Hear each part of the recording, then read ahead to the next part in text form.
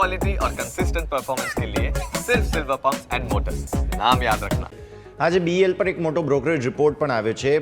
ખાસો positive response આપવાની કોશિશ સ્ટોક અત્યારે કરી રહ્યું છે અને જે બ્રોકરેજ રિપોર્ટ છે બીએલ પર તે પણ બહુ જ પોઝિટિવ છે. કવન, નજર કરી લઈએ બીએલ.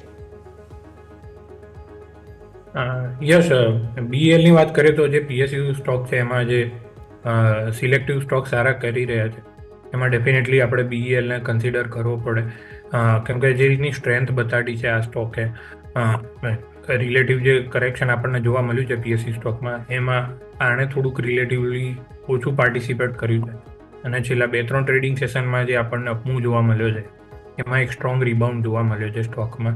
અહીંયા આગળ 2 દિવસ પહેલાં જ્યારે 260ની ઉપર આપણને ક્લોઝિંગ મળ્યું ત્યારે એક બેઝ ફોર્મેશન જે બની ગયું હતું, સાઇડવેઝ રેન્જમાં સ્ટોક ટ્રેડ થઈ રહ્યો છે અને સાઇડવેઝ રેન્જની લોઅર સાઇડ પર એક બેઝ ફોર્મેશન બનાવીને સ્ટોક અપવર્ડ ડાયરેક્શનમાં જઈ રહ્યો છે. તો અહીંયા મને લાગી રહ્યું છે કે જે કરંટ અપમૂવ છે એ શોર્ટ ટુ મીડિયમ ટર્મ આઉટલુકથી જોઈએ તો 305ના લેવલ સુધી એક્સટેન્ડ થઈ શકે છે અને જો 305 બ્રેકઆઉટ આપણને મળી તો ફર્ધર ઇન્વેસ્ટમેન્ટ માટે પણ એ યોગ્ય બની જશે. પરંતુ અત્યારે અહીંયાથી 305ના લેવલ સુધી વ્યૂ બની રહ્યો છે અને ત્યારે પછી આપણે ફર્ધર રિવ્યૂ કરવો પડશે.